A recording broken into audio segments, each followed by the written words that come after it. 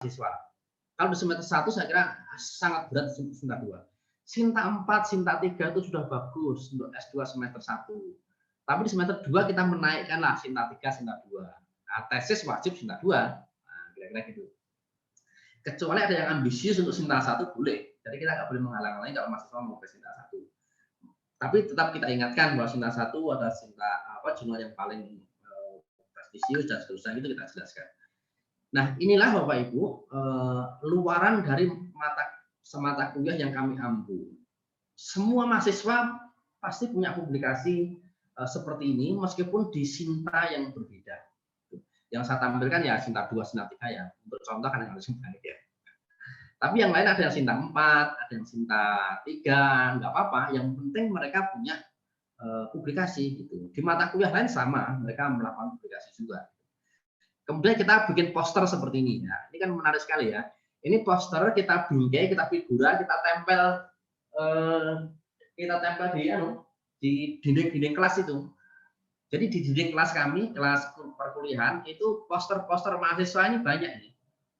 Nah ini misalnya yang Desva ini ya. Ini kami di bawah kan ini. Jadi dosen itu harus rendah hati.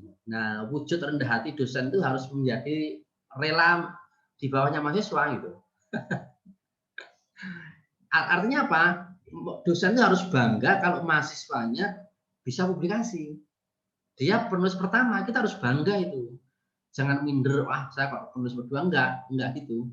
Jadi kami ini bangga kalau mahasiswa kami bisa publikasi gitu.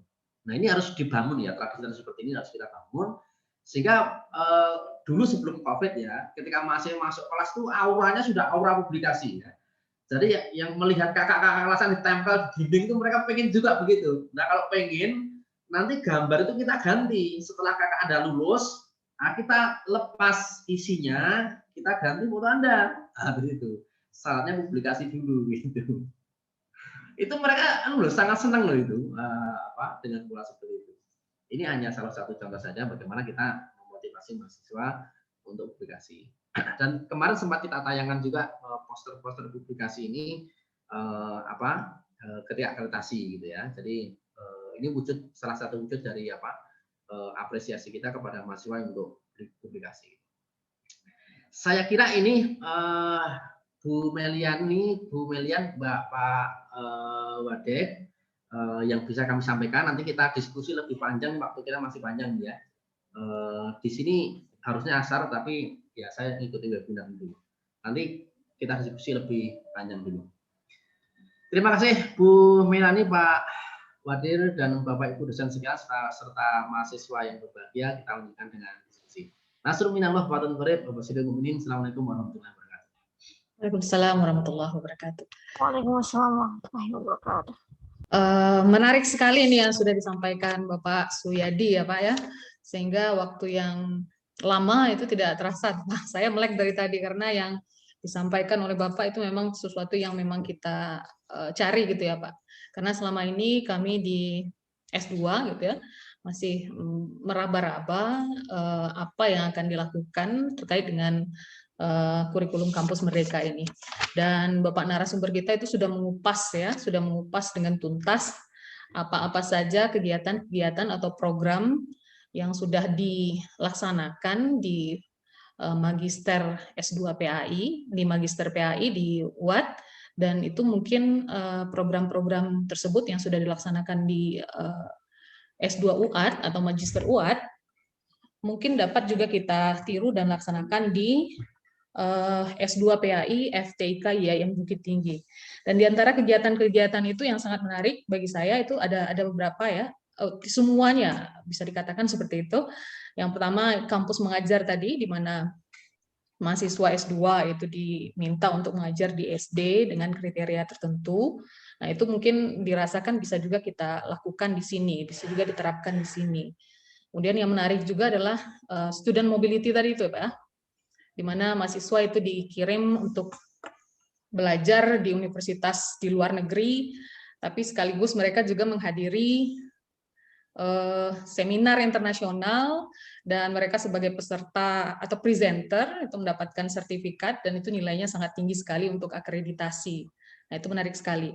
Dan selain itu ada juga pertukaran dosen dan mahasiswa, ya, pertukaran dosen dan mahasiswa. Nah, ini terbuka juga ini kesempatan dari UAT ini ya untuk kita melaksanakan hal yang seperti ini, di mana ada mahasiswa kita yang belajar di sana atau dosen kita yang mengajar di sana. Nah, ini bisa juga nanti kita tindak lanjuti mungkin ya Pak. Kemudian ada juga di sini magang bersertifikat. Nah, ini menarik juga bagi saya. Mahasiswa S2 PAI itu bisa diminta untuk mengajar di prodi S1 PAI baik di program baik di universitas atau program di institut itu sendiri atau di luar program di luar perguruan tingginya gitu ya. Nah, ini mungkin juga hal-hal yang bisa kita tindak lanjuti. Kemudian untuk proses pembelajaran tadi Pak Suyadi mengatakan bahwa di sana itu mahasiswa belajarnya di semester 1 dan 2 itu sifatnya teori, semester 3 itu sudah mulai penelitian, dan bahkan nanti untuk semester 3 itu ada mata kuliah tesisnya. Untuk UTS itu yang diserahkan oleh mahasiswa adalah tesis yang sudah draft tesis yang sudah jadi gitu ya. Untuk UAS itu adalah tesis yang sudah direvisi. Nah, kalau ini diterapkan di sini itu semua mahasiswa akan dapat tamat dengan tepat waktu berarti ya Pak ya. Ya, betul betul. Kalau kami di sini memang di semester 1 itu sudah mata kuliah metodologi penelitian sudah ada. Jadi mahasiswa itu juga sudah mulai menyusun proposalnya dan penelitian di semester 3 Pak. Tapi belum menjadikan tesis itu mata kuliah ya. Mata kuliah di semester 3. Nah, ini menarik juga. Itu S2 itu lebih lama lulusnya. Iya, mungkin karena itu ya Pak ya. Jadi di sini juga hal yang menarik lainnya adalah ada penguji dari luar. Nah, ini tadi Pak Suyadi sudah membuka kesempatan ya, membuka kesempatan. Nah, tahu nanti ada dosen kita di sini yang diminta untuk menguji di sana atau sebaliknya nanti. Nah, itu juga adalah hal-hal yang bisa kita tindak lanjuti mungkin dari apa yang disampaikan Pak Suyadi. Hal lain yang menurut saya penting adalah joint research dan publikasi ini ya, baik antara dosen ataupun mahasiswa. Jadi satu paper itu 2 penulis. Nah, tadi Pak Suyadi sudah juga mengatakan ada kemungkinan kolaborasi penulis dari sini dengan UAT, gitu ya Pak ya. Kemudian yang menarik juga bagi saya tadi ada tugas mata kuliah ya Pak. Tugas mata kuliah, bahwa setiap mata kuliah itu tugas akhirnya adalah diberikan template. Diberikan template sebuah jurnal, kemudian mahasiswa itu diberikan judul dan mengerjakan menyelesaikan tulisannya nanti di akhir perkuliahan mereka harus submit. Nah, itu menarik sekali dan itu akan meningkatkan jumlah publikasi mahasiswa dan dosen menurut saya. Ada lagi yang menarik menurut saya adalah program pemberdayaan umat ini ya Pak ya, KKN-nya S2 di UAT gitu. Luarannya adalah artikel pengabdian masyarakat. Nah, ini juga mungkin kita di sini juga membutuhkan hal yang seperti ini, akan mulai kita jejaki bagaimana caranya untuk melaksanakan ini di IAIN Bukit Tinggi. Itu Bapak Ibu mungkin hal-hal menarik yang menurut saya telah disampaikan oleh Bapak Suyadi dan membuka wawasan kita tentang bagaimana implementasi Kampus Merdeka ini untuk program S2 PAI di Fakultas Tarbiyah IAIN Bukit Tinggi. Baik, untuk sesi berikutnya kita akan buka sesi diskusi dan untuk termen pertama ini akan kita undang atau kumpulkan 2 atau 3 pertanyaan. Nah, kita persilahkan kepada peserta jika ada yang ingin bertanya itu bisa langsung saja. Silakan Bapak Ibu.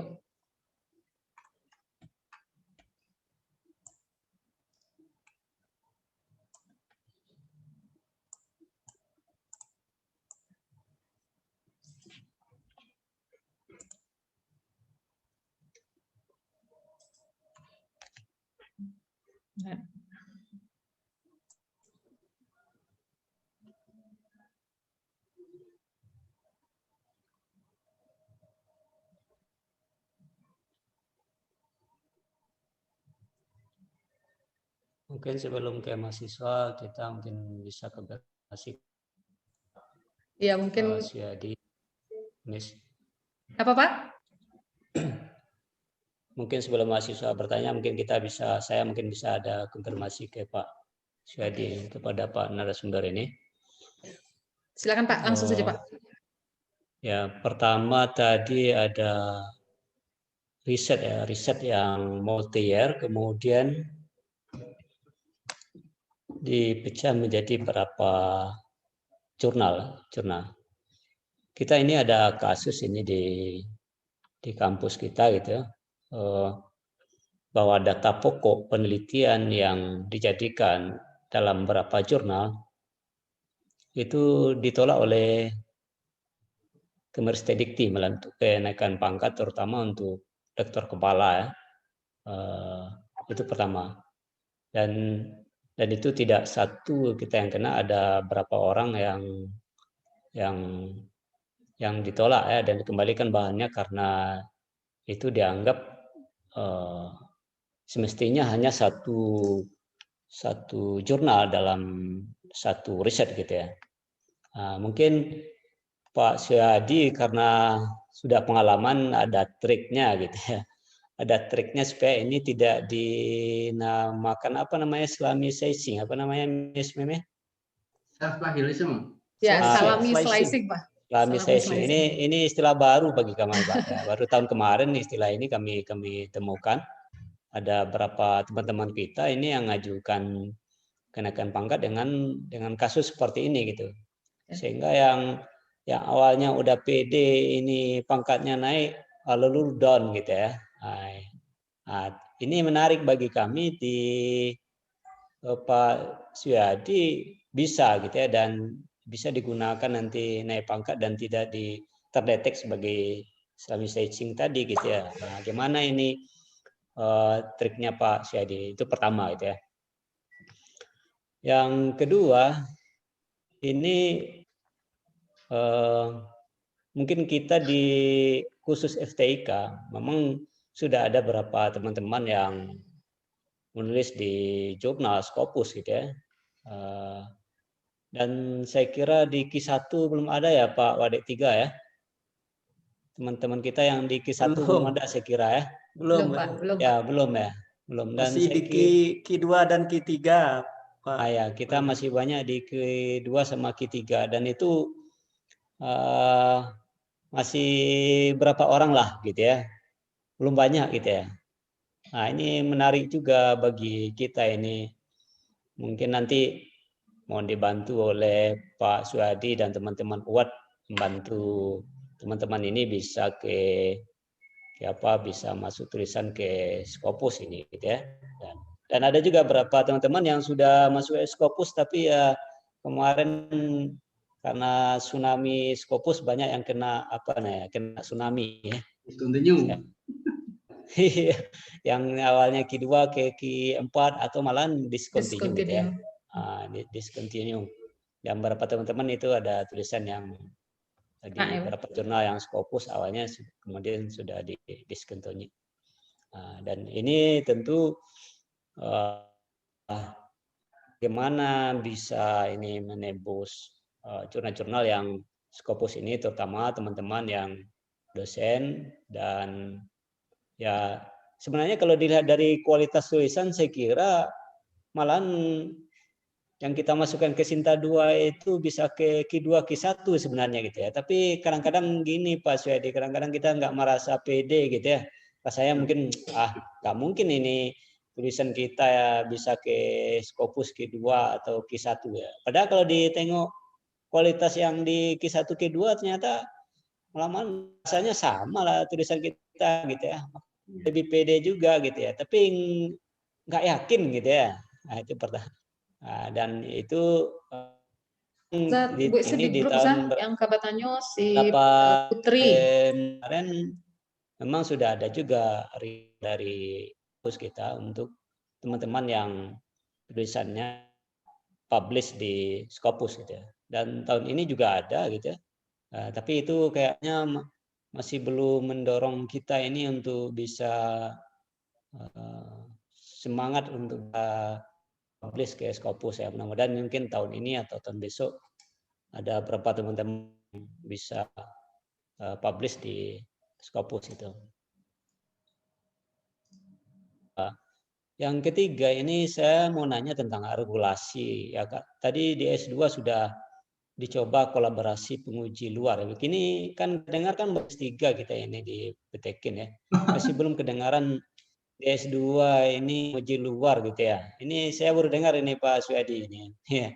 Entah saya kurang apa saya atau apa ya, atau tapi ini menarik gitu ya. Karena memang ini kan terkait nanti dengan pertama itu pedoman akademik gitu ya.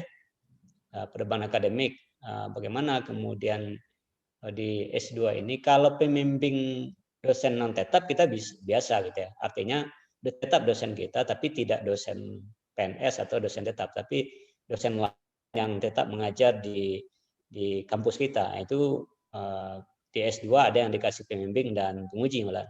Nah, ini mungkin yang tidak ngajar di kita, kemudian juga tidak menjadi dosen tetap kita, tidak jadi dosen tamu kita, kemudian bisa diambil sebagai penguji luar ini. Nah, ini untuk S2. Kalau S3 mungkin udah biasa. Ini baru juga ini menarik. Bagaimana membuat apa ini regulasinya ya, regulasinya tentang kriterianya, kemudian mungkin nanti finansinya gitu ya, dan seperti apa gitu. Nah, ini mungkin nanti mohon di-share juga ke kita ini Pak Suyadi regulasinya itu. Ini tadi menarik juga tentang mahasiswa S2 menulis mata kuliah kemudian terbit di jurnal gitu ya. Jurnal ini nanti yang bisa tadi kan ada syaratnya memang penulis utama gitu ya. Mahasiswanya penulis utama kemudian dimasukkan dosen pembimbing. Lalu nanti ekuivalennya disamakan metode penelitian gitu ya. Lalu tadi saya dengar ada juga dikasih judul-judul gitu ya oleh dosen pembimbing gitu ya. Nah, ini mungkin perlu juga bagaimana membuat trik-trik judul karena memang kan tiap tahun ini buat ini saya dengar S2-nya 7 lokal Pak Suyadi ya. Gimana Pak? S2 PAI-nya berapa lokal Pak? Berapa kalau di Pak? UAD kalau kita hanya 3 lokal gitu. Setahun 2 kali, tapi rata-rata 1 kali 1 angkatan. 1 kelas. Oh iya. Oh 1 kelas Pak ya. Kalau tadi buka prodi Oke. 1 tahun menerima sekali tapi 2 kelas. Sama Pak? Iya. Ya kita rata-rata 2 kelas gitu ya, sekitar 40-an gitu ya. Jadi berapa angkatan sebelumnya pernah kita itu 3 kelas itu 60 bahkan ada yang 8 gitu, ada yang 7 gitu. Tapi dalam perjalanan ternyata ada yang berhenti di jalan karena persoalan yang lain. Rata-rata ya 2 kelas gitu. Nah, ini menarik juga mungkin secara regulasi bagaimana ekuivalenkan riset yang dipublish oleh mahasiswa ini bisa diakui sebagai nilai mata kuliah metode penelitian. Nah, mungkin itu Miss Meme respon kita dari apa yang disampaikan oleh Bapak narasumber. Mungkin kalau ada teman-teman mahasiswa yang lain mungkin kita silakan gitu ya. Mungkin ada Bu Siska Margareta, ada Bu Tri Adona gitu ya, yang juga berkecimpung di perguruan tinggi atau di sekolah gitu. Oke, makasih Miss Meme, saya kembalikan. Baik, terima kasih Pak Wadek 1. Yang ditanyakan oleh Bapak Wadek 1 adalah mengenai ini ya. Ini mungkin penegasan kembali saja ini bagaimana caranya menghindari salah mislicing, trik dan trik untuk bisa tembus Q1, kemudian regulasi untuk penguji luar untuk tesis gitu Pak ya. Dan terakhir tugas mahasiswa ya, mahasiswa menulis dengan template dan ada juga tadi informasi bahwa judulnya itu ditetapkan oleh dosennya. Nah, gimana itu sebenarnya caranya itu Pak untuk bisa seperti itu gitu. Baik, mungkin kita tampung dulu pertanyaan berikutnya atau mau ditanggapi langsung saja dulu itu Pak? Tanggapi dulu Bu, ini berat sekali pertanyaan ini. Oke Pak. Berat ini. Ya, sebentar saya mengeluarkan ini ya. Terima kasih Pak Wadek, pertanyaannya kok berat sekali ya. Saya coba share PPT tadi ya. Jadi bagaimana supaya riset kita ini tidak bisa menghasilkan banyak luaran tapi tidak self plagiarisme ya. Itu anggota kelompoknya itu minimal 2 bidang ilmu atau lebih Pak. Jadi kalau ini kami ya, ini kan 3 bidang ilmu anggotanya. Sebentar. Nah ini Pak, ini kami bertiga. Saya dari PAI, yang kedua itu dari hukum, namanya Bu Anom, dari Fakultas Hukum. Lalu yang ketiga dari teknik informatika, teknik elektro. Ini yang disebut Pak Amin integrasi dia seperti ini. Nah, luarannya 3 minimal. 1, saya akan menulis tentang pendidikan anti korupsi dalam pembelajaran keagamaan Islam. Itu paper 1. Paper 2 itu tentang hukum. Judulnya kemarin hukuman mati bagi koruptor di masa pandemi. Koruptor dan korupsi dana Covid. Karena sangat beda, nggak mungkin sama, dan itu pasti diakui, nggak mungkin plagiarisme. Lalu yang ketiga, Pak Anton dari Elektro itu akan membuat alat seperti ini, Pak. Namanya ini Neuroski ya. Jadi kami ingin membuat deteksi gelombang otak perilaku koruptif.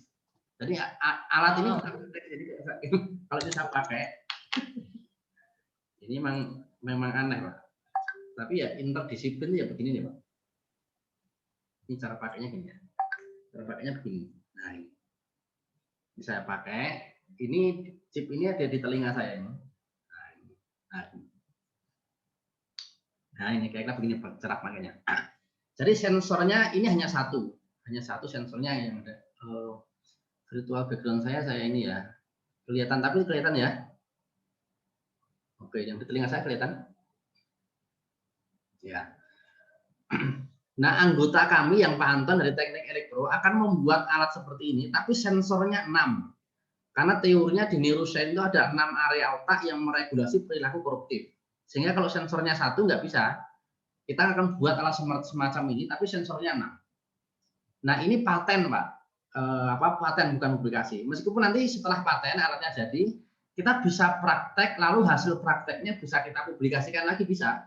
Judulnya deteksi gelombang otak perilaku koruptif. Itu kan paper yang lain ya, di samping paten ini.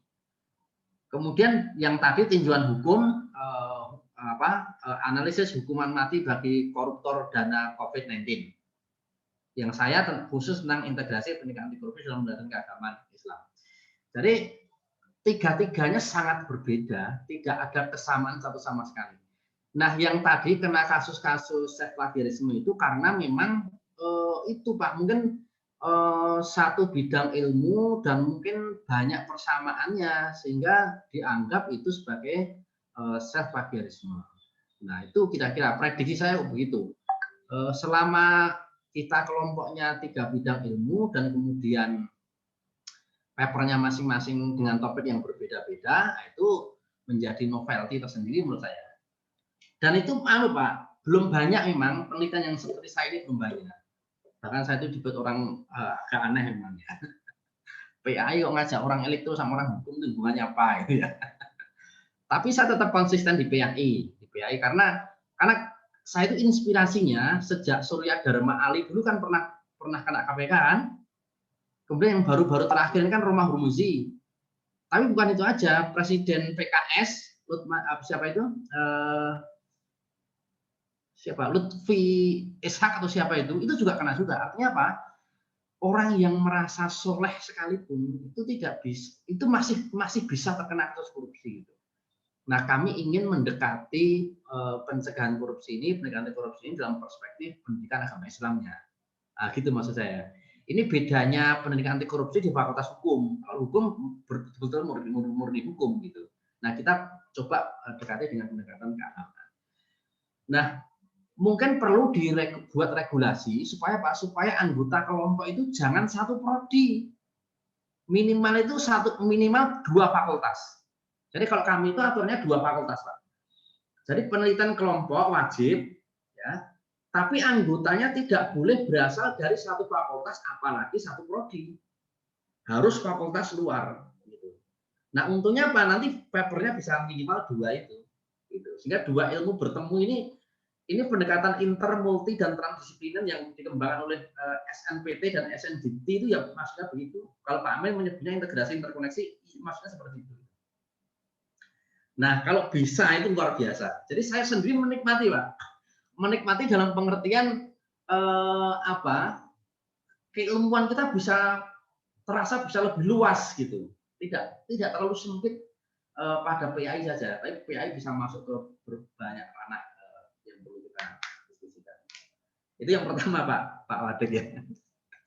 Mungkin regulasinya di LPPM diusulkan ya, supaya penelitian kelompok tidak boleh satu prodi, minimal satu fakultas, dua fakultas. Kemudian publikasi ke Skopus nanti saya jawab yang kedua. Yang ketiga dulu, yang penguji luar. Kalau kami ini mungkin beda ya, karena kami di swasta murni, swasta penuh, kami bebas membuat regulasi sendiri. Jadi prodi cukup mengusulkan ke universitas dengan pertimbangan-pertimbangan tertentu, maka regulasi. Tapi kebetulan di pasca kami itu SOP-nya memang harus 2, Pak. Jadi penguji tesis di pasca UAD ini harus 2, gitu. Nggak boleh 1, nggak boleh. Gitu. Sehingga anggarannya sudah disiapkan untuk 2 penguji. Nah, pengujinya harus luar itu inisiatif prodi yang kemudian diusulkan ke universitas, diizinkan dengan konsekuensi honornya lebih tinggi, Pak. Jadi honor eksternal lebih tinggi. Honornya harus lebih besar. Ya, karena itu katanya menyangkut marwah UAD. Jadi kami perlu menjaga marwah UAD, Pak. Kalau dengan orang luar harus lebih tinggi. Itu ya. Jadi kami, ini sekarang yang sedang kami hidup, Pak. Karena kami dituntut untuk akreditasi internasional, maka penguji luar yang sebelumnya masih di Indonesia, ini sedang kita dorong untuk penguji luar itu di luar Indonesia. Ya bisa Malaysia, bisa Thailand atau yang lain.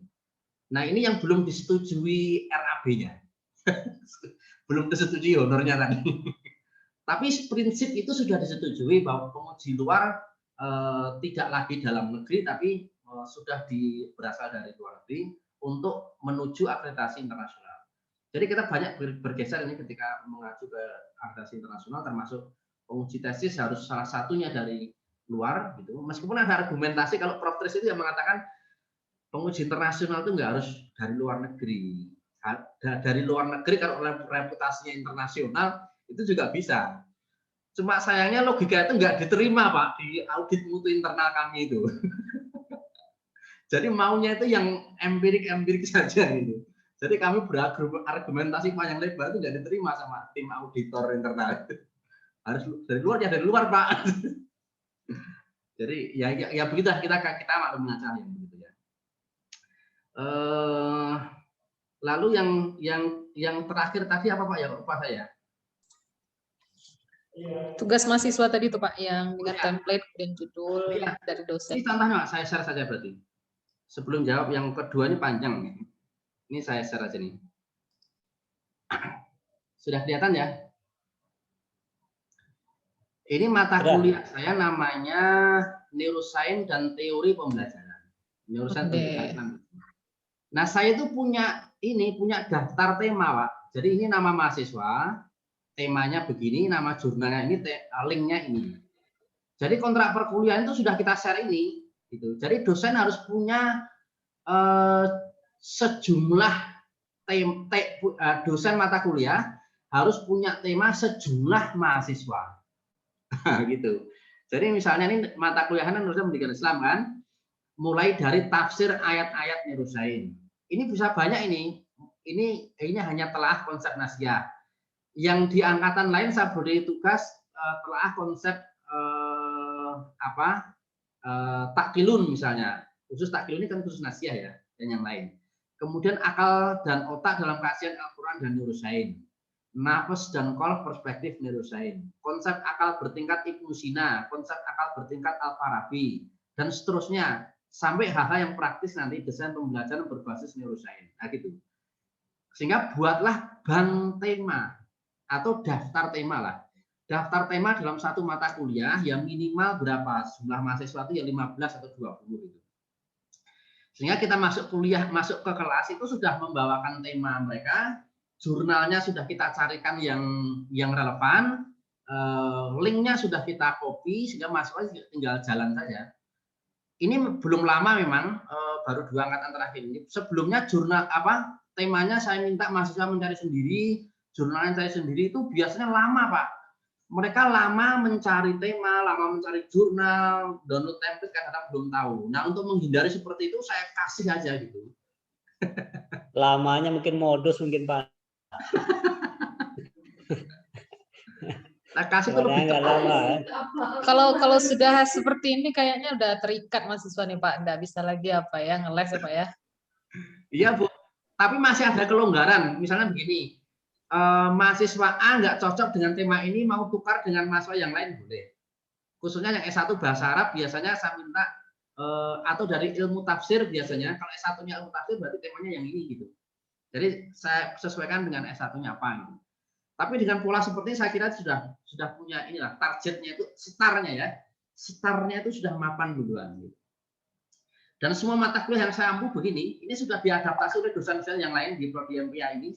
Mereka masuk ke kelas sudah membawa tema sejumlah mahasiswa, jurnal yang relevan, linknya sudah kita kopikan, sehingga mereka sudah tinggal jalan sejak awal gitu.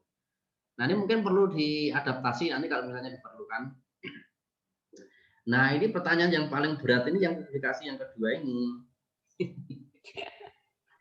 Yang sampai discontinue. Waduh, itu banyak yang kena, Pak. Ya karena semangatnya tinggi ya. Jadi kami itu kan sebelumnya pernah ngajar di UIN, Pak. Saya ngajar di UIN 5 tahun. Sebelumnya ngajar di kampus swasta yang lain juga lama. Tapi geliat publikasinya enggak seperti di UAD. Jadi UAD ini geliat publikasinya luar biasa. Saya sendiri merasakan itu. Iklim inilah yang perlu ditumbuhkan di lingkungan IAIN. Sampai sekarang kalau saya ke UIN, entah menguji tesis, entah menguji disertasi, aura publikasi baik di kalangan dosen dan mahasiswa itu belum, vibrasinya itu belum saya rasakan, getarannya itu. Tapi begitu masuk UAD itu saya kok bawaannya itu publikasi gitu ya. Sehingga memang mungkin sudah menjadi tradisi ya, sudah menjadi tradisi yang tumbuh di kalangan dosen muda, beberapa dosen senior untuk publikasi ini lebih kencang gitu. Nah, memang sekarang karena kasus discontinue itu banyak dosen UAD yang kemudian hunting banyak kena ya, meskipun H-index beliau tinggi ya, karena H-index tinggi itu lalu implikasinya risetnya dana hibahnya boleh double, Pak. Jadi kalau H-index-nya 3 itu boleh mengajukan proposal riset 2. Itu. Dan kami di UAD banyak dosen yang mendapatkan hibah penelitian sampai 2 gitu. Meskipun yang lain enggak dapat ya. Tapi kan H-index Scopusnya tinggi itu. Nah, terlepas dari itu ya sekarang kita sudah mulai berhati-hati menghindari jurnal-jurnal predator ya, jurnal-jurnal yang ini. Tapi saya kira sesuai kebutuhan dulu lah. Kalau misalnya ya bolehlah kita belajar ke publikasi ke Scopus ya, untuk K3 dulu nggak apa-apa. Tapi hindari yang itu Pak, hindari yang bayar mahal-mahal itu Pak. Pokoknya kalau diminta bayar mahal dan yang minta bayar itu bukan editor jurnal itu indikasi jurnal itu akan discontinue itu. Saya pernah mengalami sekali itu. Yang minta waktu itu jurnal EEO ya, mungkin nanti saya buka beberapa ya. Itu diminta nggak mahal sih, hanya 5 jutaan berapa itu. Setahun aman, tapi setelah itu discontinue. Tapi ada kawan saya yang sampai 17 juta dan 20 juta itu discontinue. Jadi jurnal yang profesional itu mesti angka itu tercantum dalam website jurnal itu. Bahkan kalau jurnal yang bagus itu, misalnya yang punya saya ini, atau saya tampilkan ya, saya share yang mana ya, yang email. Kalau menampilkan email berarti ini. Saya buka dari database email saya ya. Nah ini Pak, jurnal saya yang kemarin di Kiwan itu ini Pak. Jadi tertib sekali, setiap 3 bulan saya kirim laporan ke saya ini. Termasuk yang kemarin ada kabar bahwa artikel kami masuk dalam kategori most downloaded itu di sini juga. Jadi ini jurnalnya International Journal Disaster Risk Reduction ya, linknya ini. Nah jurnal ini Pak, kalau mau open access bayar, di awal itu sudah bilang jurnal ini kalau mau open access bayar. $1.700. Waduh, kok error ya? Ini yang error jaringannya, bukan anunya. Saya kalau pakai jaringan HP mungkin bisa ya. Nanti saya coba buka di jaringan yang lain. Nah, kalau close access gratis, Pak. Gitu. Jadi kalau ini close access, artinya ini diklik yang muncul hanya judul dan abstrak, berarti close access berarti itu gratis. Tapi kalau ini di-download, nanti saya share, saya copy linknya dulu ya. Mudah-mudahan dari jaringan situ bisa di ini chat. Forum chat mana ya?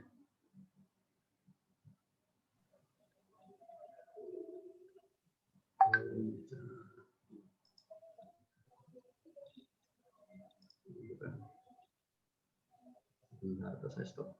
Aja ke chat, Pak. Coba di sini. Oke. Ini sudah nih. Saya copy link jurnal tadi. Nah, ini silahkan di-download, Pak. Oke. Jadi kalau dalam jurnal internasional bereputasi itu open access sama dengan bayar. Nah, gitu. Kalau close access itu berarti gratis gitu. Kawan kami yang Pak Hilman Latif, Prof Hilman Latif dari UMY itu publikasi di Q1-nya banyak, Pak. Tapi nggak mau bayar sama sekali. Karena close access semua. Tapi kalau dibuka dibuka di perguruan tinggi lain, misalnya di Nanjing University, nah itu bisa karena mereka sudah berlangganan. Nah, gitu. Nah, ini contoh ya, contoh. Saya kira nanti kita perlu membiasakan submitnya ke jurnal-jurnal yang sudah terindeksnya jelas saja. Itu artinya publishernya. Jadi publisher yang kira-kira stabil, resiko discontinue dari Scopus itu kecil, itu ya satu Elsevier. Karena Scopus itu punyanya Elsevier, jadi nggak mungkin Scopus mendiscontinue jurnal-jurnal. Lalu yang kedua itu Francis Tyler. Francis Tyler itu juga sangat sulit untuk discontinue. Lalu yang ketiga Spinger, yang keempat Wiley. Sudah kalau kita publikasi di 4 ini itu aman, Pak. Nah, selama ini yang discontinue itu karena apa ya? Karena mereka memandang cepat terbit, kemudian bayar mahal nggak apa-apa. Itu yang mudah terjebak di situ. Nggak sabar lah kata Prof Irwan. Mungkin saya tunjukkan beberapa ini ya. Ini sudah bisa di-share oleh Pak ini. Saya tunjukkan satu lagi ya. Saya di email. Mana ya? Sebentar. Saya ini.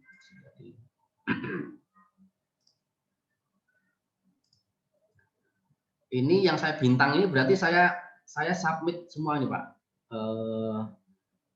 Saya coba yang anu ya. Sebentar yang masih in atau Helion dulu ya, Helion. Ini Helion nih. Helion ini statusnya masih in review, Pak. Masih in review. Mudah-mudahan bisa dibuka. Ini. Nah, ini Helion Elsevier ini Iwan juga SCR-nya 0,4. Coba saya buka ya original ya. Kelihatan nggak, Bu? Ada, Pak, ada. Oke. Ini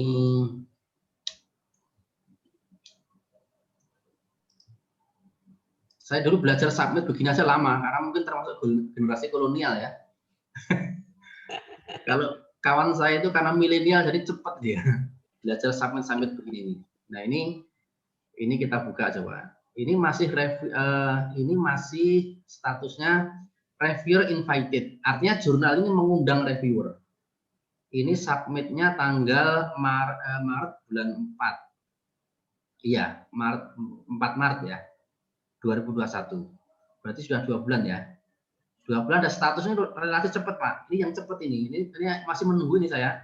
Tapi ada yang lama lagi, Pak. Ini saya tunjukkan yang lama lagi ya. Ini yang Francis Taylor. Saya menyarankan kalau bisa jangan submit ke Francis Taylor. Saya sudah 7 bulan ini masih administrasi jurnalnya. Ini saya tunjukkan, Pak.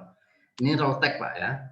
Jurnalnya Teacher and Teaching, ini Q1 juga Pak, SCR-nya 1, lebih tinggi dari tadi. Nah, coba ini Pak. Ini saya direject 3 kali di sini, yang bertahan 1 tapi masih administrasi. Jadi jangan takut direject Pak. Nggak apa-apa, direject oleh Q1 itu suatu kehormatan. Kecuali direject Sinta 3, Sinta 4 itu kita boleh sakit hati lah. Tapi kalau direject Q1 itu nggak apa-apa. Nah ini ya, ini kan saya reject ini. Sebentar. Ini reject ya, reject. Kemudian di bawahnya reject lagi, ini saya tarik. Nah ini Pak, with Journal Administrator. Jadi artinya apa? Ini saya submit tanggal berapa? 16 September 2020 saya submit. September 2020 loh ya. Kemudian 17 September ini ada revisi submit, kita diminta revisi, ada kesalahan, diminta revisi. 17 September dinyatakan komplit. Nah, sejak 17 September sampai sekarang itu masih administratif, seleksi administratif. Itu berapa bulan itu? 7 bulan atau 8 bulan itu. Sehingga saya mau submit ke Francis Tyler agak trauma ini, lama sekali ini. Ada lagi saya submit ke jurnal ini Pak, saya tunjukkan lagi ya. Ini HCRQ ini ya. Ini tentang COVID. Ini masih under review kali ini. Ini relatif relatif agak cepat ini. Masih under review tapi. Early Childhood Research Quarterly. Ini Q1 juga Pak. Jadi sejak LK itu saya submitnya ke Q1 semua Pak. Maka kalau Bapak Ibu dosen di IAIN Bukit Tinggi belum mau ke GB, submitnya ke Sinta 1, Sinta 2 saja. Nanti kalau mau ke GB, submitnya ke Sinta 1 terus, ke Q1 1 terus, Q1 terus gitu.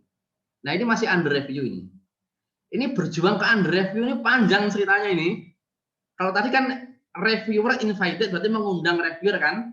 Nah, ini sudah diserahkan ke reviewer namanya under review. Nah gitu. Jadi macam-macam. Satu lagi yang di EDF ya. Ini Q1 juga di EDF itu. Jadi kami masih menantikan. Ini tahun-tahun penantian bagi kami ini. Antara under review, reviewer invited gitu. Nah, coba ya. Mudah-mudahan bisa. Waduh. Ini lupa passwordnya saya. Ya ini kok lupa ini. Ya udah, ini Q1 tapi sudah dulu minor revision, kemudian kita revisi. Nah, sekarang statusnya under review yang kedua.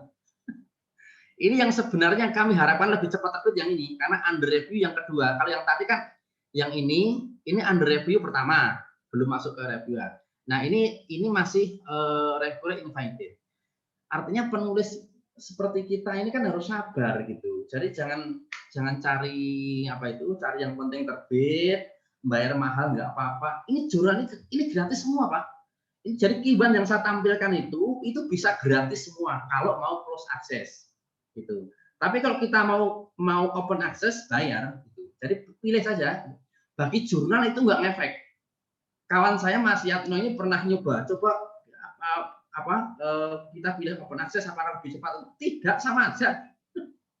Jadi bagi jurnal nggak ngaruh bayar atau tidak itu. Nah cuma karena UAD itu ada anggaran untuk open access ya saya milih open access saja karena yang bayarnya UAD gitu. Kalau saya bayar sendiri ya mungkin nggak usah bayar aja deh, yang close access aja gitu.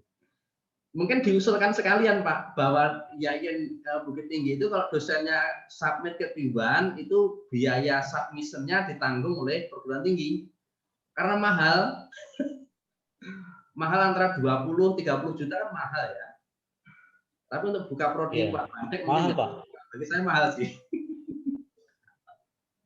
Beratnya di sini Pak, 20-30 itu yang beratnya Pak. Apanya Pak? Yang 20-30 itu yang tambah beratnya Pak. Oh itu ya. Apalagi efisiensi karena COVID ya. Tapi sebenarnya Pak Suyadi Ya. Yang beratnya itu mempersiapkan naskah itu. Betul. Jadi kalau biaya itu sebenarnya nggak begitu ya Pak. Apalagi kita bertiga, berempat, berlima ya. Itu kan sangat ringan dari sisi biaya. Yang berat betul menyiapkan naskah kata Pak Supratman ini. Betul itu. Jadi kami direject, misalnya sebulan itu saya hitung saya direject 10 kali itu pernah Pak. Dan nggak usah sakit hati gitu. Karena yang ngereject Iwan itu nggak usah sakit hati. Kalau yang ngereject Sinta 6, Sinta 5 ya mungkin akan dokter nggak apa-apa lah. Tapi kalau yang ngereject Iwan, Q2, Q3 ya nggak apa-apa lah. Kita direject kan setiap project kita diperbaiki, submit lagi, perbaiki, submit lagi. Sehingga kita submit ke tadi database jurnal-jurnal bereputasi itu menjadi familiar. Mungkin dosen, tidak semua dosen yang bisa submit ke OJS Elsevier seperti tadi. Saya tadi perlu belajar luar biasa sulitnya.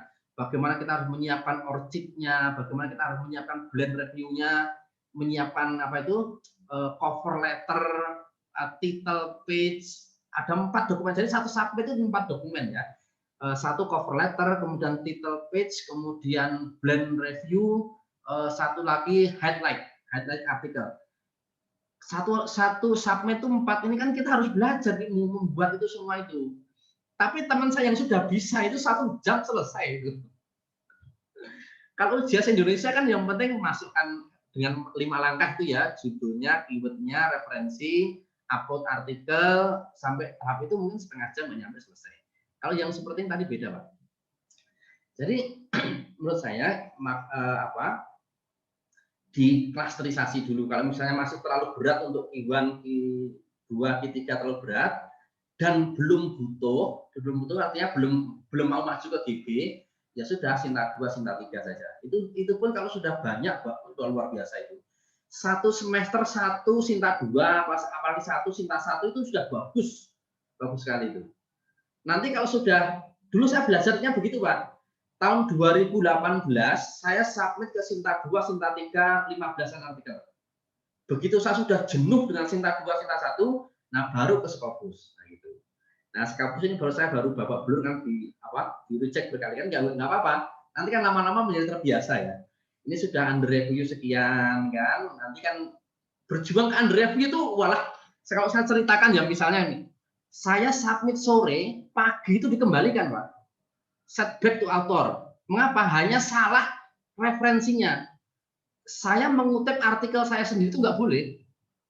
Jadi di komentar itu rujukan yang menginisiasi, yang menunjukkan itu adalah penulis sendiri itu harus dihapus. Harus jejak penulis harus hilang sama sekali dari situ.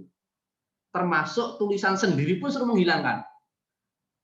Hari pertama begitu, malam sorenya submit, pagi dikembalikan. Itulah kita perbaiki, dikembalikan lagi, kurang apanya lagi. Penulisan emailnya itu harusnya tidak di halaman ini, tapi harusnya di halaman yang lain. Sampai sedetail itu.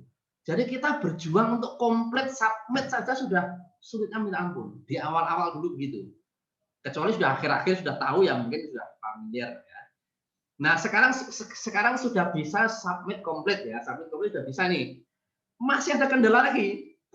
Biasanya kalau komplit submitnya sudah komplit, yang jurnal religion ini baru kemarin saya dikembalikan itu. Pagi itu submit, siang dikembalikan. Mengapa? Karena tidak sesuai dengan aim and scope jurnal ini. Itu ya reject dalam bahasa halus saja. Jadi kami beruntung Pak, karena apa? Karena tidak sampai berbulan-bulan untuk dikembalikan. Coba kalau yang jurnal artikel tadi saya yang sudah 7 bulan tadi, besok di reject. Saya masih punya bayangan kalau artikel itu nanti akan di reject. Tapi kan saya nggak boleh mengirim artikel itu ke jurnal lain, nggak boleh. Karena apa? Menyalahi kode etik. Dan jadi ketika submit, saya sudah men-checklist bahwa artikel ini tidak akan dipertimbangkan ke jurnal lain. Saya harus komitmen itu, jangan membuat rekam jejak hitam dalam publikasi dengan cara tidak sabar ya. Artinya nggak apa-apa. Jadi setelah submit, jurnal itu sedang review invited atau under review, udah lupakan aja. Kita nulis lagi, submit lagi. Setelah submit kita nulis lagi. Jadi lupakan aja Pak yang dulu-dulu itu, gitu. Nanti kan dapat kabar email bahwa artikel Anda ini ya, baru kita respon kan. Nah, itu enak itu. Jadi jangan sampai kita itu menulis cuma satu, submit ya. Kita tungguin berbulan-bulan gitu, reject. Itu kan menyakitkan itu.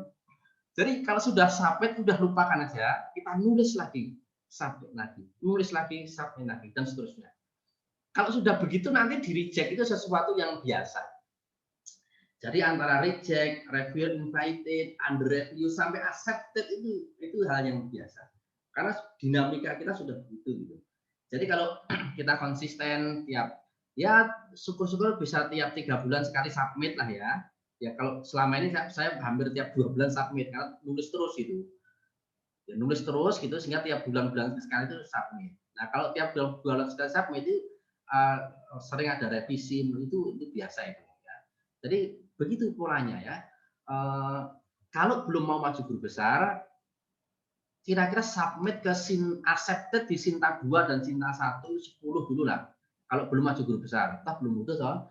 Nanti kalau sudah yakin bahwa sudah establish artikelnya itu sudah di atas Sinta 2, Sinta 1, nah kita pede nih ke Scopus ini. Sehingga kita ini merasa sayang sekali kalau misalnya riset saya ini dipublikasikan di Sinta 2 atau Sinta 3. Kita Scopus nggak apa-apa. Tapi saya itu masih punya niat begini Pak. Nanti kalau saya sudah cukup untuk ke Scopus, saya akan kembali ke Sinta supaya nasionalisme kita tumbuh untuk memperbaiki jurnal-jurnal Indonesia. Kata Pak Iwan begitu, Prof. Iwan itu menjelaskan gitu. Kalau punya tulisan bagus, selama sudah memenuhi syarat yang diminta oleh Kemdikbud, syarat khusus GB misalnya, itu jangan ke Scopus terus. Kita memperbaiki jurnal di Indonesia. Jurnal di Indonesia yang pendek Sinta itu butuh naskah-naskah bagus.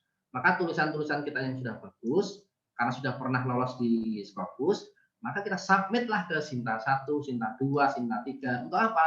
Untuk mendongkrak agar jurnal itu juga bagus. Gitu.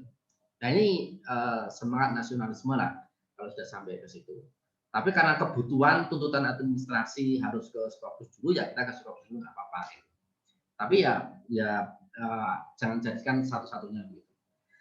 Jadi begitu Pak Wadek, ini jawabannya yang luar biasa dan saya sudah berbagi pengalaman praktis. Saya bukakan OJS saya di Elsevier dan Francis Tyler ini ya. Pengalaman saya di dunia digital yang berdarah-darah itu sudah saya buka semua. Mungkin kalau waktunya cukup saya buka komentar reviewer kayak apa gitu ya. Dan saya mungkin nggak perlu sampaikan. Ada yang satu artikel komentari 9 halaman, tapi reject. Ada juga itu. Jadi satu artikel komentari 3 reviewer 9 halaman tetap reject. Tidak apa-apa. Tapi saya jadi begini. Kalau dapat komentar dari reviewer meskipun reject, itu kita harus bersyukur. Supaya apa? Supaya kita bisa memperbaiki artikel itu dan submit lagi. Nah, kalau sudah perbaikan dari para review itu submit, ada kemungkinan besar semua jurnal pun akan menerima itu. Nah, gitu. Cuma jurnal itu biasanya nggak menerima. Kalau sudah dicek ya jangan submit lagi. Nah, gitu. Dan kita bisa submit ke tempat lain yang lebih bagus, nggak apa-apa. Jadi kita harus sabar dulu ya. Kalau publikasi ini nggak boleh buru-buru, nggak boleh nembak waktu kapan harus terbit, apalagi yang penting cepat bayar mahal nggak apa-apa. Itu ya terlalu kapitalis nanti kita. Jadi yang jurnal gratis masih banyak, kita pilih yang gratis, yang close access pun tidak apa-apa. Kemdikbud masih menerima jurnal-jurnal yang close access ya, tidak harus open access gitu. Kecuali perguruan tinggi mau milih yang punya anggaran untuk open access. Keunggulan open access itu di download mahasiswa gratis gitu. Itu keunggulan open access gitu. Sehingga kalau kita memberi tugas mahasiswa review lah artikel ini, yaitu bisa mendownload dengan gratis. Tapi kalau misalnya tidak ya sudah kita pilih yang close access saja. Saya kira begitu Bu Kaprodi, Bu Melian sudah 16 menit nggak terasa ini. Ya Pak, ini nggak terasa sekali waktu sudah sudah selesai sebenarnya. Bisa linknya jurnalnya Pak Dokter. Oh ya siap, nanti saya kasih lah. Ini sangat dahsyat sekali ya Bu Melian ya. Boleh. Ya. Jadi pertama tentu kami sangat senang sekali dengan MOA ini yang didahului dengan MOU antara UAD dan YIN Bukit Tinggi. Saya kira apa yang kita diskusikan siang ini poin-poin tertentu meskipun tidak semuanya bisa kita realisasikan, terutama publikasi bersama atau penguji tesis bersama. Kalau misalnya YIN Bukit Tinggi belum mungkin kan suatu saat lah kami mengundang Bu Melian atau dosen S2 PAI untuk penguji tesis di Padi. Artinya beberapa poin bisa kita segera tindak lanjutin karena kami juga dituntut juga di Burang akreditasi 9 kriteria itu disyaratkan 1 MOU minimal 4 MOA. Nah, gitu. Jadi kalau hanya kegiatan MOU-nya hanya kegiatannya hanya 1 hari ini belum cukup, Bu. Masih perlu 4 MOA lagi. Alhamdulillah, Pak. Itu baru bagus itu. Apalagi kalau MOU-nya banyak kok MOA-nya hanya 1/4-nya, itu minus itu. Yang banyak terjadi ketika itu MOU-nya banyak tapi MOU-nya nggak ada. Nah, kita mencoba setiap MOU untuk merealisasikan dengan jumlah yang lebih banyak. Lalu yang kedua, ya kami dalam hal riset tadi, karena kami juga, kan di Pasca itu marwah perguruan tinggi itu di Pasca. Jadi publikasi itu tanggung jawab Pasca. Kalau kita mengandalkan S1 agak sulit, Pak. Kita mendorong mahasiswa S1 untuk publikasi, sulit sekali. Maka marwah publikasi perguruan tinggi itu ada di Pasca. Sehingga Merdeka Belajar Kampus Merdeka, saya kira orientasinya pada publikasi bersama. Pertukaran dosen mahasiswa, termasuk pertukaran penulis, pertukaran authorship, dan seterusnya itu untuk publikasi. Saya kira itu menjadi marwah perguruan tinggi. Nah, yang terakhir, yang ketiga, ya kita harus bersabar. Kalau misalnya dalam hal publikasi tadi, harus menunggu lama, nggak apa-apa, tugas kita hanya submit. Jadi kolaborasi kita cukup sampai submit, kemudian accepted dan publish. Nanti kita tinggal menunggu waktu saja, karena itu menjadi urusan editor. Urusan kita menyiapkan naskah yang terbaik, seperti yang disampaikan Pak Supatman Jabir tadi, itu tugas utama kita. Nah, saya kira kita harus bersabar dalam hal itu, ya. Dan terakhir sekali, kami juga sangat mendambakan kalau misalnya publikasi ini juga di tingkat mahasiswa, artinya tidak hanya di dosen, tapi juga di mahasiswa kami. Karena mahasiswa kami supaya tidak jenuh dengan dosennya, juga berkawan dengan mahasiswa lintas pulau ini kan juga menjadi kesan tersendiri. Nah, suatu saat kita usahakan untuk ada forum mahasiswa S2 PAI Bukit Tinggi dengan S2 PAI UAD. Mudah-mudahan harapan-harapan kita ini didengar Allah Subhanahu Wa Taala, dikabulkan. Dan ini masih di bulan Ramadan. Selamat menjalankan ibadah puasa dan sebentar lagi kita akan buka bersama. Nuansanya di sini sudah seperti nuansa Lebaran saja ini. Kami di kampus ini, saya di kampus kebetulan ini sudah jarang sekali bisa masuk ke kampus. Mungkin ya di samping karena COVID ya, tapi menjelang akhir Ramadan ini mudah-mudahan harapan-harapan tadi menjadi kenyataan. Saya kira begitu Bapak Ibu, kurang lebihnya mohon maaf dan terima kasih sekali atas kesempatan yang diberikan. Nasrullah wa barakatuh. Assalamualaikum warahmatullahi wabarakatuh. Waalaikumsalam warahmatullahi wabarakatuh. Waalaikumsalam warahmatullahi wabarakatuh.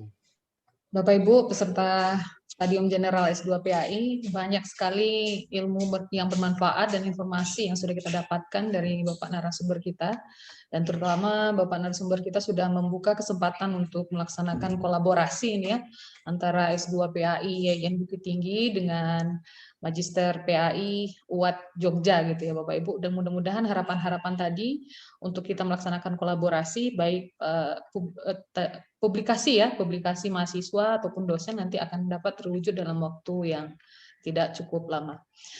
Untuk berikutnya Bapak Ibu, karena mengingat waktu tidak bisa kita buka kesempatan untuk diskusi, bertanya bagi mahasiswa, mungkin kita lanjutkan saja dengan penutupan ya Pak ya. Nah, mungkin tadi kita minta Bapak Wakil Dekan 1 untuk membuka, dan sekarang mungkin kita mintakan kepada Bapak Wakil Dekan 3 untuk menutup. Pak Wadik 1 lah, Miss. Pak Wadik 1 juga. Lanjut Pak Wadik 3. Pak Wadik 3 lah, tutup sedikit Pak. Oke, bismillahirrahmanirrahim. Assalamualaikum warahmatullahi wabarakatuh. Alhamdulillahirabbil alamin. Shalatu wassalamu ala asrofil anbiya mursalin wa ala alihi wa ashabihi rasulillahi ajma'in. Allahumma shalli ala Muhammad wa ala ali Muhammad.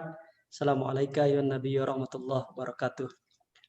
Saya secara pribadi Pak Suyadi terus terang dengan Pak Arif, saya menuntut kemarin itu ke beliau gitu. Kami ingin banyak belajar tidak hanya tentang akademis begitu, tetapi juga tentang riset. Oh, saya punya orangnya kata beliau. Maka diutuslah Pak Suyadi dan ternyata terjawab sudah hari ini begitu. Begitu banyak hal-hal yang perlu kita adopsi, perlu kita mungkin contoh begitu. Bahkan semasa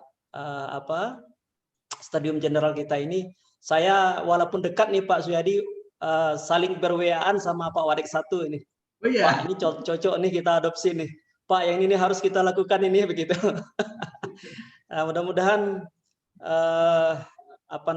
kita akan maju bersama gitu, tentu dengan bantuan Pak Suyadi beserta kolega-kolega di UAD terkait dengan Stadium Jenderal kita ini. Alhamdulillah begitu banyak yang kita rasakan, yang perlu kita kerjakan, kita singsingkan lagi lengan baju untuk berbuat lebih ke depan lagi. Ini kebetulan ada juga mahasiswa kita S2. Kalau Bu Siska Margareta ini sudah accepted nih Pak Suyadi. Alhamdulillah. Ya, sudah accepted di jurnal gitu. Yang saya tahu, yang kebetulan dengan saya gitu Pak. Gitu. Jadi terima kasih banyak kepada Pak Dr. Suyadi MPDI atas sharing ilmu yang luar biasa pada hari ini. Waktu yang 3 jam ini tidak terasa bagi kita. Begitu banyak hal-hal yang perlu kita adopsi insya Allah ke depannya. Tentu kita berharap melalui Bu Kaprodi S2 PAI akan ada kolaborasi ke depannya dalam rangka peningkatan kapasitas masing-masing lembaga kita. Kita sangat menyadari bahwa kolaborasi merupakan keniscayaan untuk saat ini dan masa akan datang. Nah, tentu kita berharap nanti seperti yang disampaikan oleh Pak Dr. Suyadi tadi, MOE-nya tentu tidak hanya 1 nih, Miss. Bisa 2, 3, 4 atau lebih nantinya ke depannya dalam rangka penguatan institusi kita masing-masing.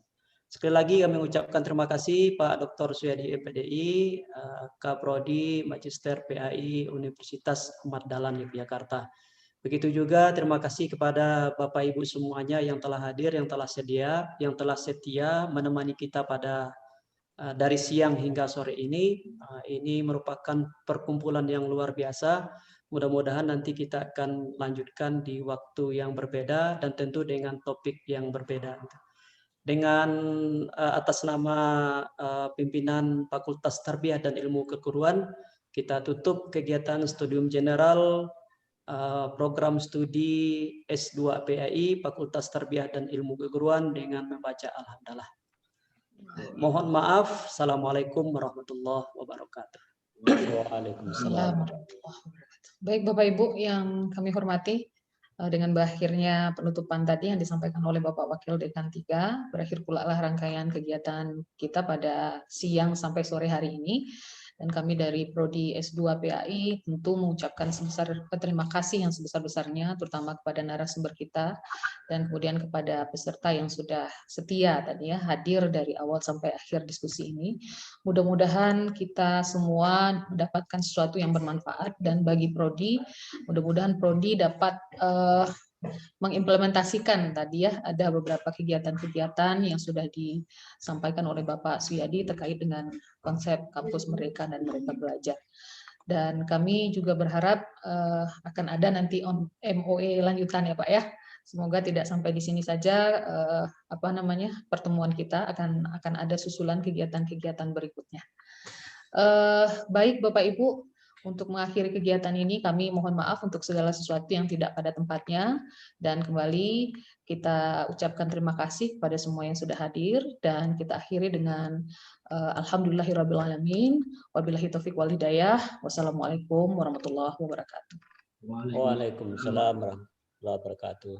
Makasih Pak Suyadi. Terima kasih ya Pak. Terima kasih Pak. Salam sama teman-teman di UAD Pak Suyadi. Siap. Nanti kami belajar untuk pengajuan S3 itu ya Pak, yang dosen DPK bisa jadi syarat itu ya. Oke, insya Allah Pak. Oke. Sekarang saya izin undur diri ya. Oke, sama-sama Pak. Kita undur diri.